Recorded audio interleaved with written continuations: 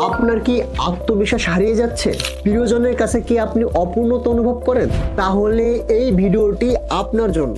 আপনার দাম্পত্য জীবনের সুখের নতুন অধ্যায় আনতে আমরা নিয়ে এসেছি সরাসরি চায়না থেকে মাকা এনার্জি চা, পুরুষদের জন্য তৈরি বিশেষ হার্বাল চা, যা প্রতিদিন এক কাপ চাই আপনাকে ফিরে দেবে পুরনো শক্তি, আত্মবিশ্বাস আর ভালোবাসা।